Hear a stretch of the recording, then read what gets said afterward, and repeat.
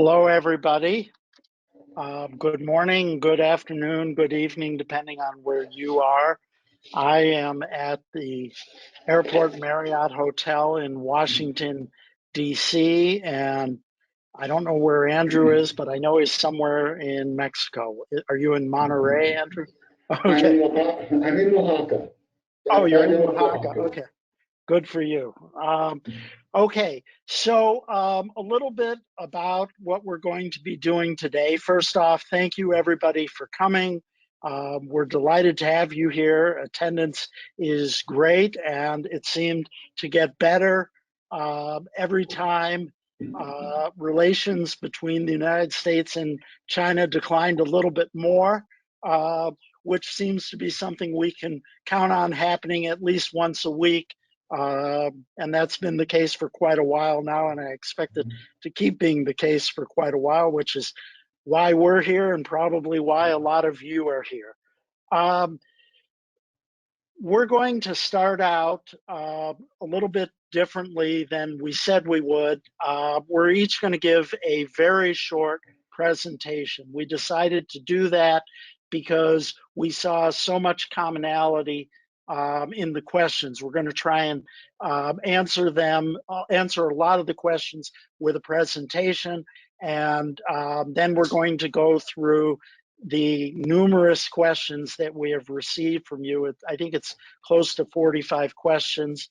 And we also expect to be getting live questions from you.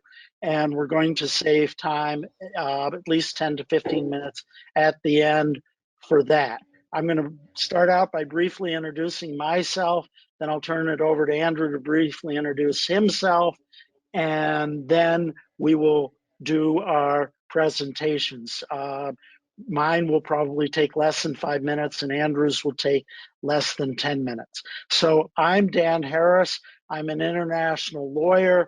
I've been dealing with a lot of countries, or I've dealt with a lot of countries in my career. Believe it or not, at the beginning it was mostly Russia. That disappeared maybe 10 years ago. Fortunately, at that time, China, Vietnam, Thailand, and other Asian countries started taking over a lot of our firm's international practice. And as you can probably guess from the topic of this webinar, a lot of our practice is now moving to Latin America, Mexico, Colombia, Peru, Brazil, but mostly Mexico. And I'll just turn it over to Andrew so he can briefly introduce himself. Hi, everyone. My name is Andrew Hupert. I am presently in Mexico. Been in Mexico for about 1.5 years. But previous to this, most of my career was spent in Asia. And the lion's share of that was in China, in Shanghai. I lived in Shanghai from 2002 to 2012. And then for 5 or 6 years after that, I was heavily involved in China. I was living in Thailand, and then at the end in Vietnam. But a lot of my career, a lot of my activity was still tied to mainland China. I am an expert, with quotes, in international negotiation and cross-cultural negotiation. And in China, I spent a lot of my time working on supply chain issues, training and consulting for procurement teams for large multinationals based in Shanghai, but buying raw materials and components in China. So when I speak to you about supply chain issues, that's the perspective I am bringing. I was on the ground in Asia for over 20 years. I have strong academic grounding in international finance and management, but most of my time was spent on the ground working with Chinese supply chain. Now, I've spent the last 3 years preparing, and the last 1.5 years in Mexico, offering an alternative, offering an option for especially small and medium-sized enterprises with too much of their supply chain in China. Okay, thank you, Andrew. And I am going to go into my presentation now. Okay, so I obviously, this event is leaving China for Mexico, and I'm here to dispel the notion that leaving China involves basically pushing a button. It's a lot more than that. There are risks involved in leaving China. To quote one of my clients, hell hath no fury like a Chinese factory spurned. So you're leaving China. What do you have to worry about? Well, we have seen a lot of companies leave China. We've seen a lot of companies leave China the right way. We've seen a lot of companies leave China the wrong way. And those who leave the wrong way oftentimes experience major problems. Why is that? It's because news of your departure will set off a scramble for your assets, your money, your IP, whatever is still in China. Uh, your friends in China, your factories, the government, they don't need to be nice to you any longer, and they probably won't be. I'm not saying that all of them won't be. I'm not saying that problems always happen, but I am saying that they happen a lot. Um, so when you leave China or even talk about leaving China, you're bringing risk upon your company. And so one of the first things we recommend to our clients is not to let anybody know you're leaving China until you're out. Uh, in an ideal world, and I know this sounds cold hearted, but this is how it has to be in most cases, the perfect way to leave China is to be gone and send an email to everybody and say, hey, just wanted to let you know that we're now gone. Let's talk about whether we can work together in the future or not.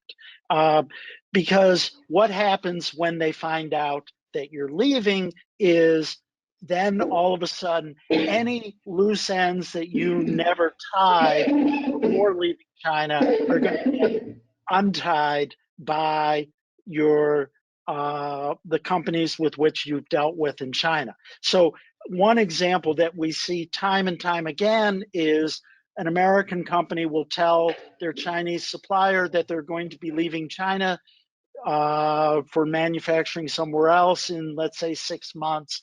And then all of a sudden, their Chinese manufacturer goes off and registers patents and trademarks that the American company thought that they owned, but they didn't own in China because they never registered them. And then all of a sudden, your Chinese manufacturer starts making your widgets and selling them all around the world where you don't have trademarks or patents, and you can't stop them because they're actually operating legally in China. Now, technically, what I just said isn't exactly what happens because Chinese manufacturers stealing, or it's not even stealing because it used to be legal, Chinese manufacturers taking the IP and registering it of their foreign buyers became so common in China that China became embarrassed by it and they said that they couldn't do it. But every Chinese manufacturer knows that legally they can't do it, so they don't. They have your manufacturer in Shenzhen is not going to do it. They're going to have their cousin in Xi'an register all your IP, and it'll be the same thing. So you've got the risk of losing your IP. You also have the risk of losing whatever other assets, hard assets you have in China, like your molds and your tooling. You will not get those back unless you protect them. And at the end of this talk, I'll very briefly talk about how you protect your assets in China. The other risk is a hostage situation.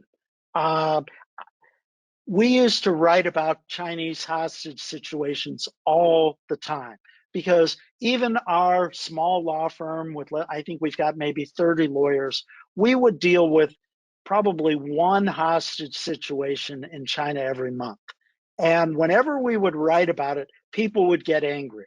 And they'd get angry because they did not want their home offices to know that China was not as safe as they were making it out to be.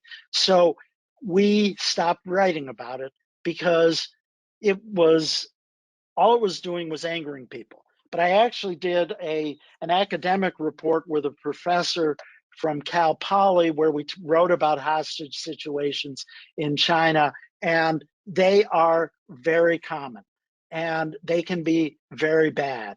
And we have seen, and when you tell your manufacturer that you're going to be leaving China, oftentimes all of a sudden your manufacturer says you owe them $2 million. Your landlord says you owe them $500,000, and the Chinese government says you owe them $1 million. Where did the 2 million come from that manufacturer? Well, remember that problem you had with them 5 years ago that you thought you resolved with them, where you were not going to pay them $4 million, you were going to instead pay them $2 million, even though the product they sent you was awful? You don't have a settlement agreement. Now they're coming back for the 2 million. That $1 million in taxes you owe the Chinese government, who knows where that comes from? Who knows where the landlord claim comes from? Who knows where your employees' back wages claims come from? But they're all going to jump out at you when you say you're going to be leaving. And if you stay there, you're going to, for 3 more months, you're going to have to deal with them for 3 more months. And it can get very ugly. The ugliest I've ever heard was a Chinese American who was with a big investment bank and then started his own small investment bank, bought a company in China, and went to visit the company to talk about the future. There were rumors that they were going to fire everybody or fire a number of people, and he was killed. Another hostage situation we dealt with was an American company that went to, I think it was Qingdao, to see about getting $1 million of their product that they weren't getting. They went there, they were held hostage because the Chinese company owed the employees 6 months in back wages. Our client had to pay the 6 months in back wages to get freed and to get the production going again. Those are just 2 examples. I have many more. Okay, so very quickly, what do you do to protect yourself against these things? Well, the hostage situations, very easy. Do not go to China. Do not announce that you're leaving, and then do not go. And if you have people there, bring them home before anyone knows you're leaving. Second thing to do, have your contracts and registrations in place before you announce your departure. One of the things we do for clients leaving is we audit their IP situation. We get the registrations in place so no one else can, and things like molds and tooling, non-competes, et cetera, we get our clients to enter, if they don't already have agreements, which they should, and if they're our clients, they almost certainly do. But if a company comes to us anew, we look at their contracts, and if they don't have good contracts with their manufacturer, we tell them to get good contracts. We draft those contracts, we get the manufacturer to sign, and that actually delays our client leaving China, but it makes it much safer for them to leave in terms of protecting their assets. And these contracts generally work. I mean, China's legal system in many respects gets a bad rap. In many respects it doesn't, but generally between 2 private companies, one a foreign one a Chinese manufacturer, the courts will enforce the contracts. Okay. The other thing you can look at is how to protect your IP from afar. And if you want to sell your product in China, if you are selling your product in China, one of the things you can do even after you leave is enter into agreements with companies in China to keep selling your product. And then I repeat, do not go there. And now what do you do when you get to Mexico legally? Well, you do all the things that you did in China to protect your IP, contracts, trademark registrations, patent registrations in Mexico. And if you didn't do those things in China, you should still do those things in Mexico. And I am now going to turn it over to Andrew. Okay, thank you, Dan. So let's turn our attention to what's happening on the ground in Mexico. First, I'm going to do the good news, bad news thing. But first, two overall notes that we're going to apply for our entire conversation today. Number one, your number one risk as someone who's running their supply chain through China at the moment is compliance at the U.S. border. That is my number one concern. I'm not really worried about geopolitical events. I'm not really worried about having problems on the China side. What I'm worried about is complying with regulations on the U.S. side, and as a secondary concern, what's going to happen on the ground in China going forward as relations between the U.S. and China degrade. So the number one risk is that it's going to be impossible to comply with all the new regulations and the way that existing regulations are being applied. And we're seeing this now with the notorious Xinjiang regulations, where you can't use, you've got to demonstrate that you're not using material that have been made from sites, that involve persecution or forced labor. And the problem is that the paperwork that is being requested on the US side is considered a state crime on the Chinese side. And we're going to be seeing this over and over again, that complying with US regs or complying with Chinese regs involving items manufactured in China for use in the United States, compliance is going to become impossible. The other side of that coin is this is no longer a black swan event. This is no longer something that can't be foreseen. It can be foreseen. We've foreseen it. We know about it. And so do your partners, so do your directors, so do your investors. So it's an unacceptable risk. Number two, Mexico isn't set up for every type of international company operating in China right now. The main criteria, the main issue I'm alluding to here is that in Mexico, you will be expected to own your own factory. You are expected to own your own facility. And that's how Mexico is set up. The idea of the virtual company, the virtual fabrication facility that was so popular in China just isn't really a thing here. So you're going to have to get your supply chain ready for a move to Mexico. So if you are familiar with the ISO 9000 series of certifications, with lean manufacturing, with Six Sigma, the Toyota way, or the Caterpillar way, or the GM way, then this is a good town for you, a good market for you. Because the production facilities, the production culture in Mexico has been basically put in place by the big US car companies and other people in the automotive industry, people in the aerospace industry. They've been manufacturing in Mexico for, well, the auto companies were here in the 1930s. And that is what really set the culture of production here in Mexico. So if you are into having a fabrication facility, if you see yourself as a factory manager who happens to have a marketing department, then you're going to do very well here. If, on the other hand, you are a product company, you're a marketing company that has a factory somewhere, you are going to have to get your supply chain up to speed before you are as successful in Mexico as you have been in China. So basically, here's the good news, bad news breakdown. The good news is if you are selling to the US market, the good news is the proximity to the United States. You've got a 2,000-mile land border between Mexico and the United States. There are 40 official points of entry for freight. If need be, you can walk your stuff across the border. Recommend it, but if push comes to shove, it's a land border, and you've got a lot more options than you do when you're relying on marine freight. The second big piece of good news is the USMCA, the US-Mexico-Canada Agreement. In Mexico, we call it TMEC.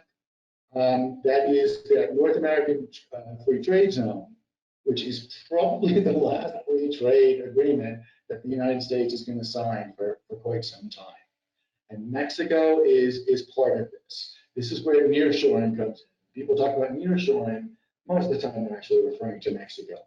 It is politically acceptable in the United States, and it is one of the few forms of international trade that is still considered politically palatable by both parties. And do not underestimate the importance of that, because there's a joke that all politics is local, and my corollary to that is all international trade is political. So everything you import, everything you have serviced overseas is now going to be scrutinized to make sure that you're politically correct on both sides of the aisle. And Mexico is one of the few places that gives you that kind of coverage. And the third advantage to Mexico is that business culture. When I lived in China, and again, I lived in China for 10 years and then lived in near China for another 10 years. You heard TIC a lot. This is China. You heard about cultural differences. You don't really hear that as much in Mexico. Mexican managers, Mexican employees of a U.S. or an international company based in headquarters in the United States, the Mexican managers feel that they're on the same team. They feel that this is Team North America. My Siri just went off. I'm sorry about that. Sorry about that. So you don't have the kind of cultural difference that you have between U.S. and China. The bad news, however, is you are the guy for supply chain and for sourcing now. In China, your factory manager may have taken care of a lot of those details. If there was a gap in your operating plan, if there was something inconsistent with your bill of materials, the sourcing guy in China would take care of it. The factory manager in China would take care of it. In Mexico, you are that guy. Now, in the middle of the road, Mexico is not an all or nothing proposition like a lot of people seem to feel it is. A lot of people feel that you're either 100% Mexico or 0% Mexico. And it is possible to develop a hybrid or a transitional supply chain that gradually moves from China to Mexico. So a lot of us are going to end up with an outcome where we are at the beginning, we're warehousing in Mexico, or we're assembling parts that were made in Vietnam, Thailand, we're assembling that in Mexico.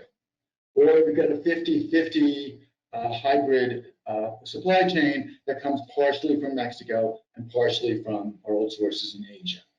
Eventually, we may want to end up with we might want to end up with a 100% Mexico, supply chain. But if we're not ready for that right away, that's not a requirement.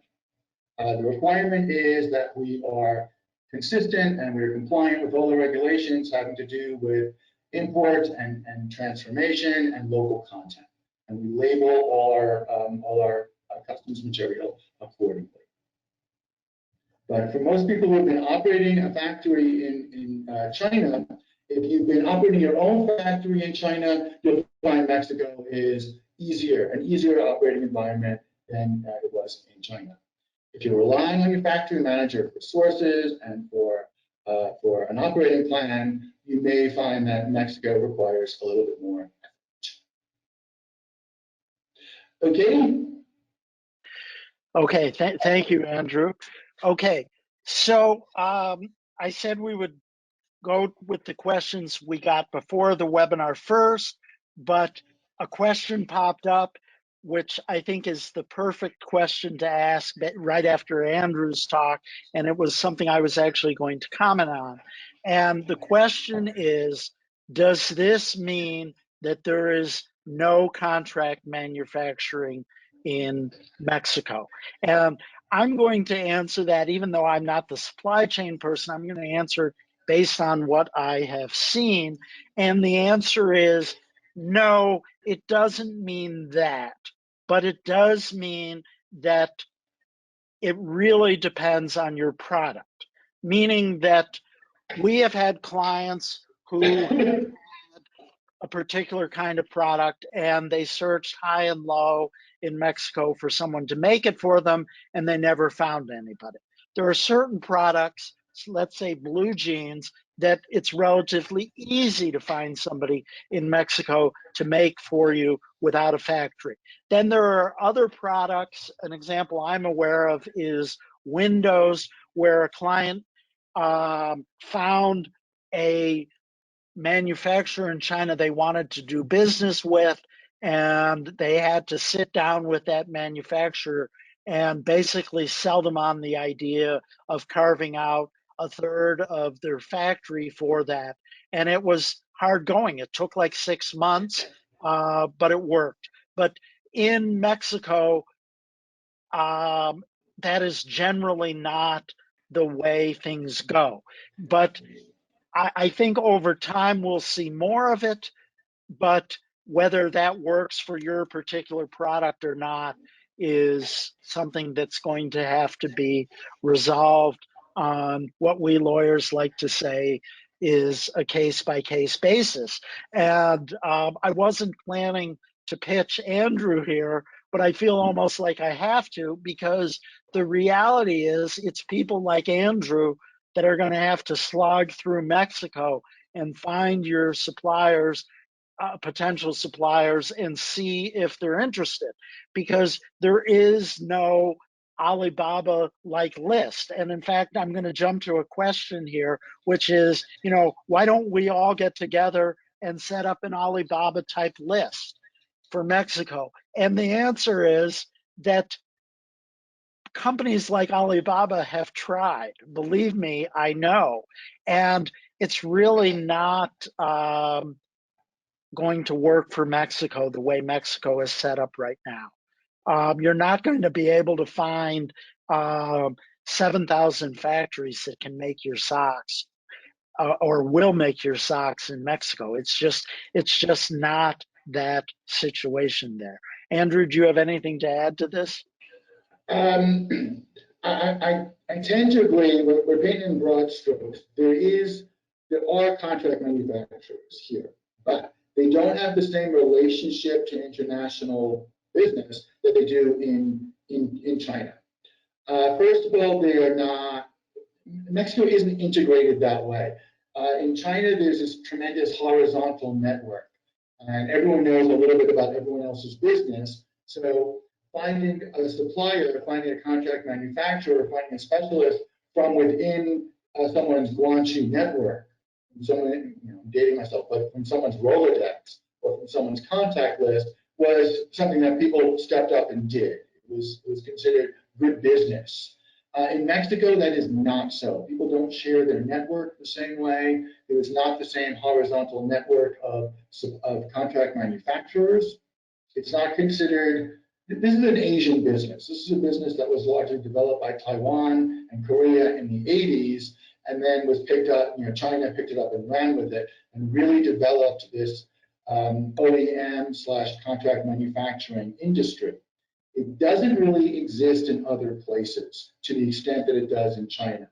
So if you come to Mexico and you plan on doing 100% of your manufacturer from a series of casual relationships with contract manufacturers, you are going to find yourself having a lot of problems.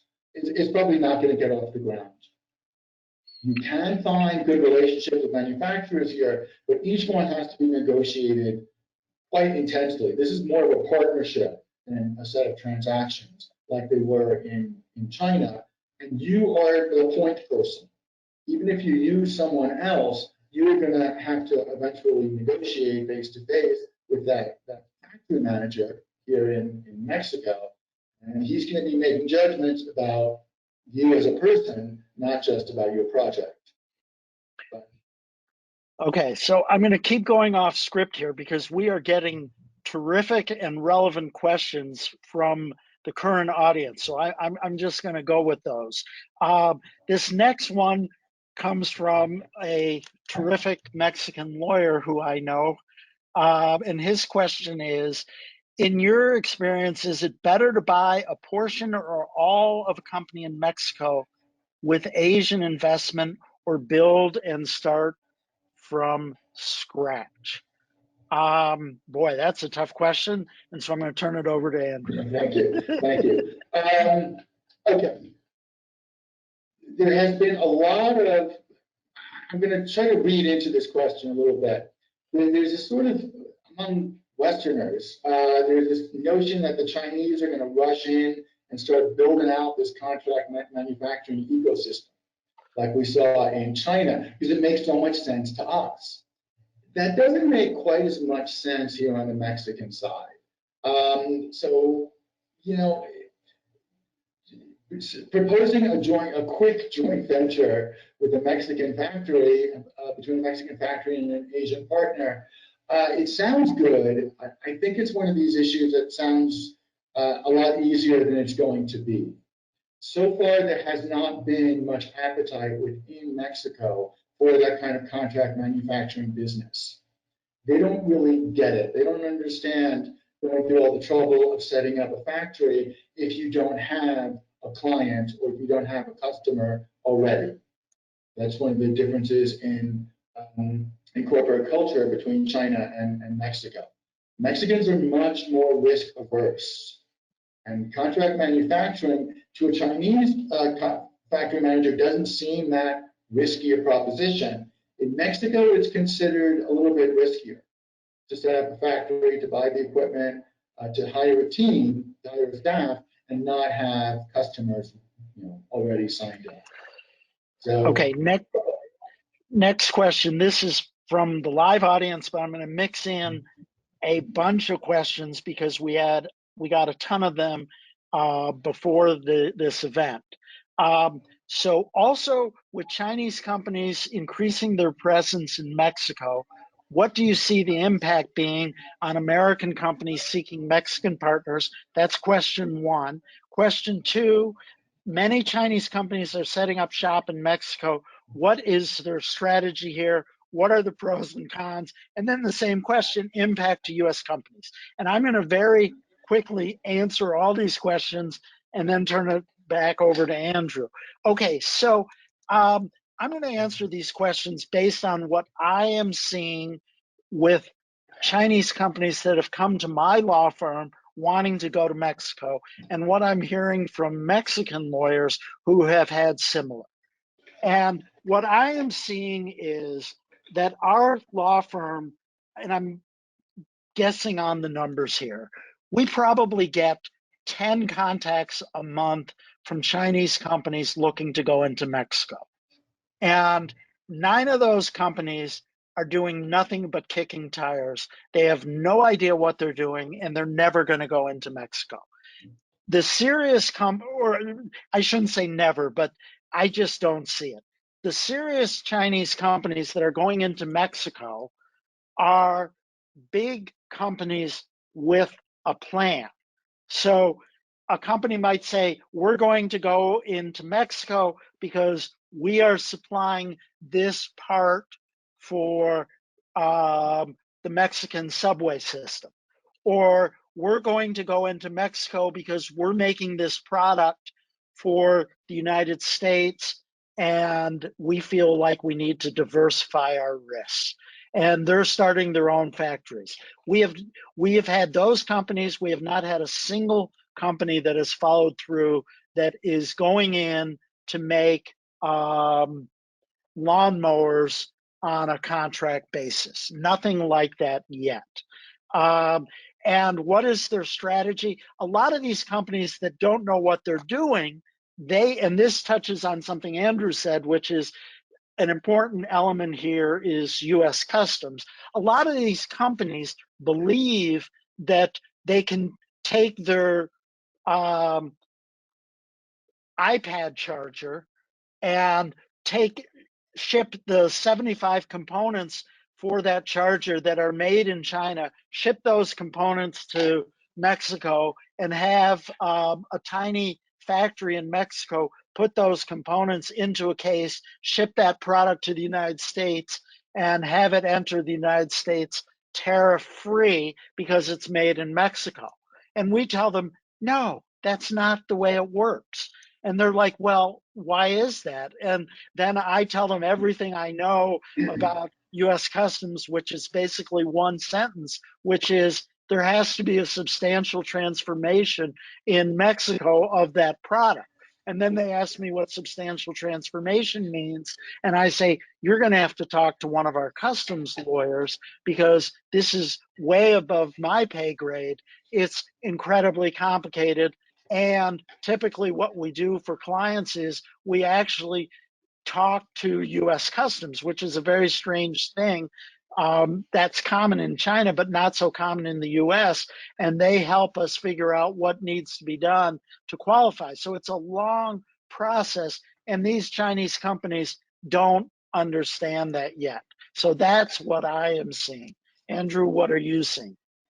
Okay, there has been an uptick in Chinese interest in setting up in Mexico. I think it's a little overhyped right now because of politics and because of some recent articles, which are quite excellent. The New York Times has written a series, but we may be overestimating the impact of Mexico, of China in Mexico on the private side.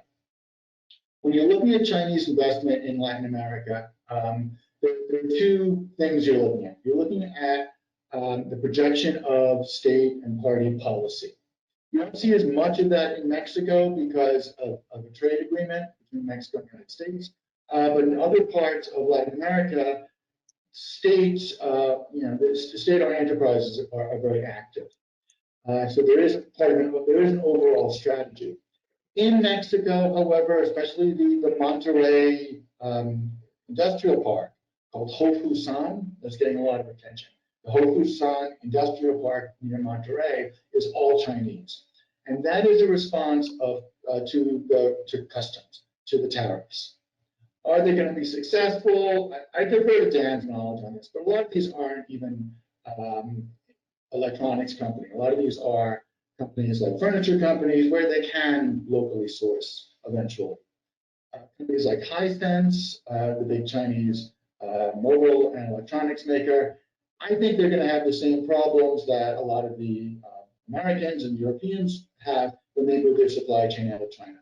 They're going to have to continue to import a lot of their components from Asia, from Vietnam, if you're American, and from China, if you're Chinese. And this is going to be part of the learning curve that a lot of Asians are going to have in Mexico.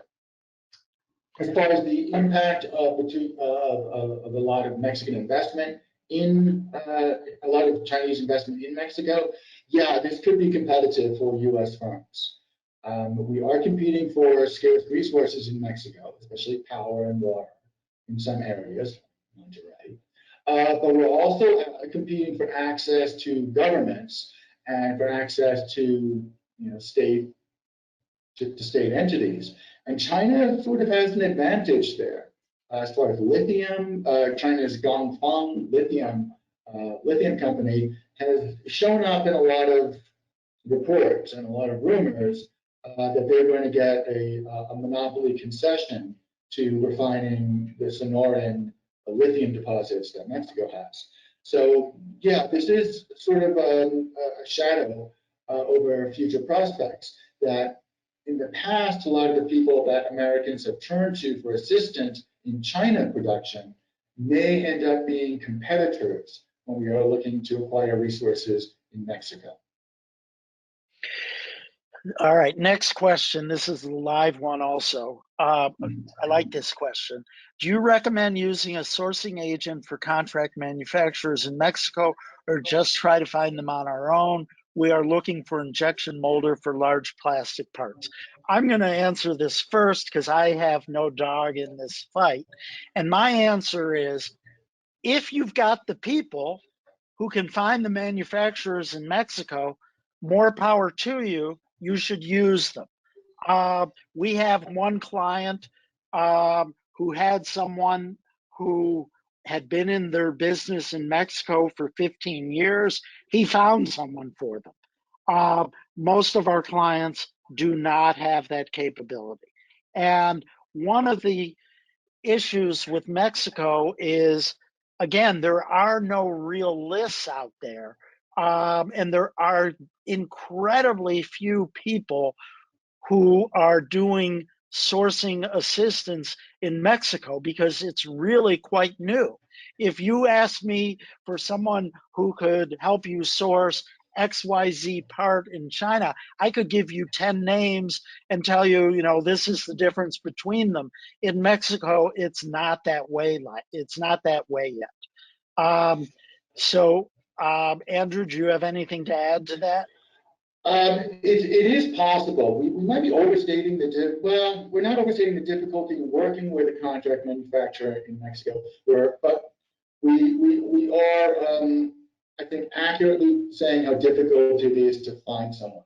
If you have good contacts in Mexico, first person contacts, not friend of a friend, not I heard about a guy, but if you have actual connections with someone, that is that's viable. But trying to develop that kind of contact as part of your overall strategy is to enter Mexico is foolhardy. I know a couple of agents. I'm getting a note from one now. I know a couple of sourcing people, and I'd be happy to, qualify and both parties and make the appropriate introductions. But coming from a Chinese operating environment, you will find that the contract manufacturing market in Mexico is much more limited, much more family-oriented, and not as long-term as you're used to dealing with in China. My analogy is, in China, everyone wants to get the deal done. So if you approach someone in China who can do like 75% of the job you're talking about, he'll say yes. In Mexico, they're much more risk averse. If you approach someone in Mexico, they can do 75% of the job you're talking about, they'll say no. And you've really got to surface what are the reasons for them turning you down, and what are the possible alternatives. In Mexico, you want to come in with a plan. In China, all you needed was an idea and cash, and there would be plenty of people who would help you put together your plan. In Mexico, these guys are operating off a U.S. manufacturing blueprint. They have been trained by U.S. factory managers.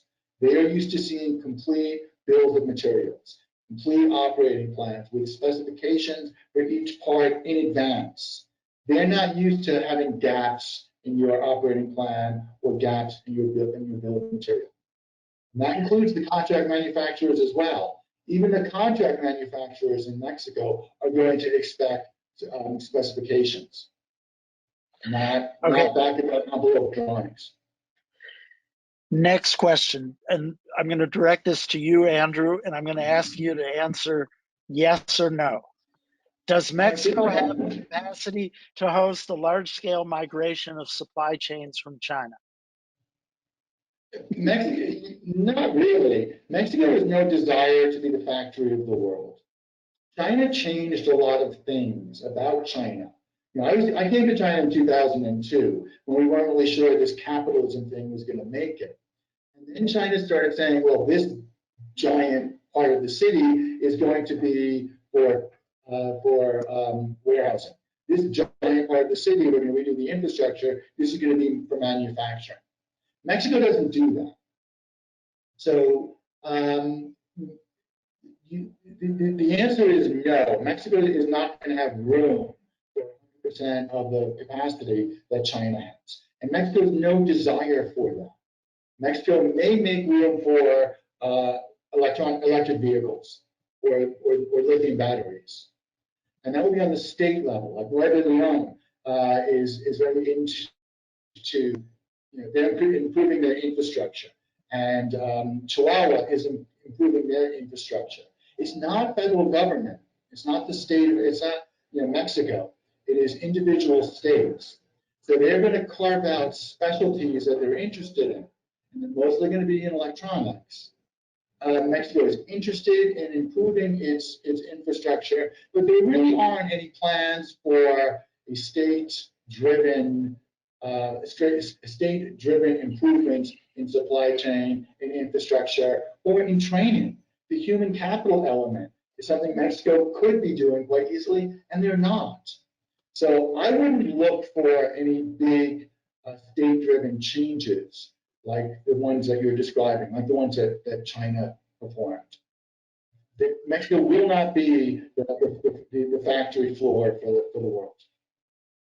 They may be the EV platform for the United States, but those are two very different things. And I'm going to prove that even lawyers can sometimes be brief. And I'm going to say there is no new China. There is no country that can be the new China. India maybe could be the new China within the next 100 years, but no other country has the capacity for that. So it really depends. And one thing to be clear here is I am not saying Mexico is the solution for everybody's manufacturing, because it isn't. There are other countries out there, Turkey, Portugal, Vietnam, Thailand. A lot depends on your particular product. Okay. Next question, which we must have gotten asked 5 or 6 times, and that is, can you talk about gangs and safety issues in Mexico? And I'm going to talk about this first because I've been going to Mexico for 10 years. I'm constantly and desperately trying to work on my Spanish, and I live in Seattle where it rains all the time. So my wife and I go to Mexico all the time. I have been a lot of places in Mexico, probably 20 cities. Is Mexico safe? The answer is yes and no. Is the United States safe? Well, the answer is parts are very safe, parts are very unsafe. The same is true for Mexico. There are cities in Mexico that are safer. Merida, for example, it's probably safer than any city in the United States. Querétaro is very safe. There are a lot of very safe cities in Mexico. There are also places in Mexico that I will not go because they are not safe. So you really have to pick and choose. Now, the other issue, though, is what does this mean for businesses? And a lot of the Mexican lawyers with which we work make the comment that they always say, we love how Americans are so worried about gangs in Mexico. What they really should be worried about are employee issues, the difficulty in firing employees, employee taxes, things like that. And that's because in most circumstances, and I'm not going to say all, foreign businesses are fairly insulated from a lot of the problems you read about in the newspaper, the cartel type problems. Not 100%. I'm not going to say it's not conceivable that you will be driving somewhere and perhaps get caught in the crossfire, but that's unfortunately also not inconceivable in the United States. And I'm not trying to downplay the issue. Believe me, I am not. It is a very serious issue. I am, though, saying that it is an issue that can be dealt with. And it's, many companies are in Mexico. They know about these issues. They have dealt with them. Andrew, what's your view on this issue? Okay, I'm originally from New York City, so when people tell me a neighborhood is dangerous or not, I take it seriously, but I evaluate with an open mind. When I asked first of all, there's a huge gap in the information about about the business environment in China and the business environment in Mexico. As a result, I feel that a lot of American decision makers are basing their Mexico viewpoints more on Netflix than on Bloomberg. Okay? If you're forming your opinion on Mexico based on the Netflix lineup, you're gonna have a pretty negative view. It's not phasing locals and it's not phasing multinationals. So I feel I'm being a little overcautious for myself. It's an issue, but most of the N word, we're saying Mexico, most of the narco stuff is gang on gang violence. They're not interested in foreigners. They're not interested in multinationals.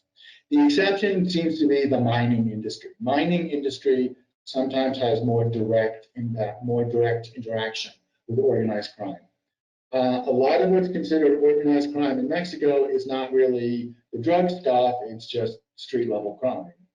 And Mexico is notoriously lax about certain types of law enforcement, but that doesn't impact, it doesn't impact business decision making in Mexico. One thing I will add to this is people may be getting their information on Mexico from Netflix on crime, but when it comes to China, they're getting no information. And this is something I used to write about. There's always been this myth that there's no crime in China. Well, there's no crime reported in China because China does not want people to know about crime. But if you talk to our clients who were attacked by their employees, if you talk to our clients who were beaten up leaving a bar in China, et cetera, there is crime in China. So it's sort of like corruption. Americans tend to think that there's no corruption in the United States and that every other country, but for, let's say, Denmark, is rife with corruption. When it comes to crime, there's this view that China has none and Mexico has a ton. It is not that simple. Okay, so another new question, and I'm definitely going to turn this over to Andrew. What will be the hottest regions for manufacturing where foreign investments end up in Mexico? And Andrew? Okay. Let's start with talking about Monterrey. For a lot of people, Monterrey still has a lot to offer. Monterrey is in the northeast part of Mexico. It's right near it's pretty close to the Texas border and pretty close to the Gulf of Mexico. Monterrey has been getting like 50 cents out of every investment dollar for the last 3 years. It's where the Chinese are going. It's where the good schools are. It's really close to the United States. It's got the auto industry. It's got the good universities. It's got the really good suburb called I'm going to tell you the name of the secret suburb. San Pedro Garcia. It's like the #1 suburb in all of Mexico, and it's right in Monterrey. Monterrey is great, but it's getting expensive, and it's kind of priced in. I call Monterrey, for this audience, this is the Shanghai of Mexico. It's expensive, but it's one of the most international places. For the up-and-coming cities, you've got to look in the area that's been called Bajío or the lowlands. This is like the middle of Mexico. If you get a map of Mexico out, identify the port of Manzanillo on the Pacific side and the port of Altamira on the Gulf of Mexico, and draw a line between those. This is the hot section of Mexico now. This is the interior or the central part. Cities like León in Guanajuato and Guadalajara and Querétaro in Querétaro, just north of Mexico City. This is the growth area.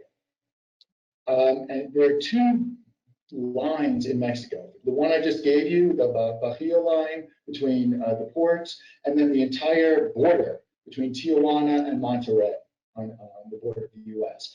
Those are the really active sections of Mexico. The border is great. Unfortunately, the border, it has been great for 100 years, and it's very developed, and it's very expensive.